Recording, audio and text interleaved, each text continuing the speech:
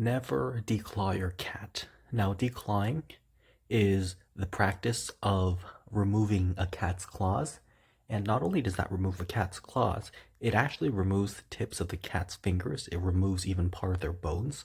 So if you look at your own hand, your human hand, unless you're a cat and you're watching this and you understand what I'm saying, but if you're human, then look at your hand and imagine if the tips of your fingers were cut off. That's basically what you're doing to a cat when you declaw it, when you're declawing a cat or a kitten. Now, what that does is, yes, it's very painful. It removes the tips of their fingers, and it's really horrible.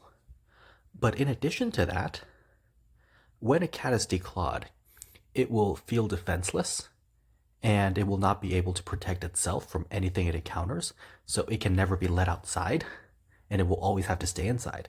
And after a cat or kitten is declawed, its behavior will get much worse. It will become much more aggressive as a result of being in so much pain and feeling defenseless and feeling like it is in danger. And because it's in so much pain, it will not be able to walk properly and it will develop arthritis. And so, apart from the massive behavior problems and arthritis and just horrible, horrible walking and not being able to walk at all, the cat will start to go to the bathroom wherever. It will not go into the bathroom in its litter box. It will go to the bathroom outside the litter box and basically make your entire house dirty. So, never ever declaw a cat.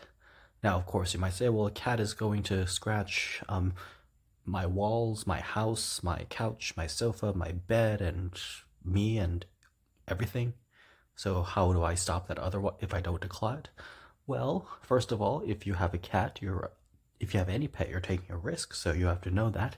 And secondly, in order to stop a cat from scratching, you have to train it to scratch something that can be scratched. So if you get your cat a scratching post, you can teach your cat to scratch the scratching post, because scratching is a natural instinct of a cat and you can't really get rid of it.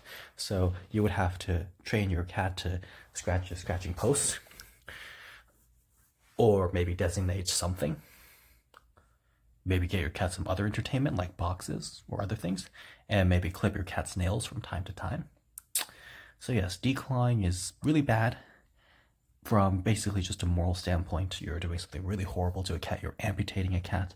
And from a personal, human, self-centered standpoint, well, the cat is going to cause you so many problems with its aggression and behavior problems and with its bathroom problems. So do not declaw a cat or a kitten.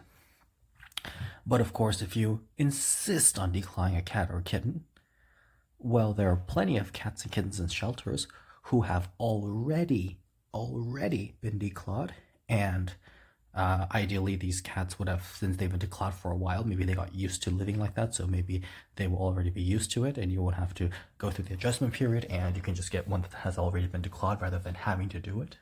And of course, I imagine declawing is probably expensive as well, so do not declaw a cat. But if you must get a declawed cat, then there are many cats that have already been declawed that could be up for adoption or whatever. So yes, that is the point.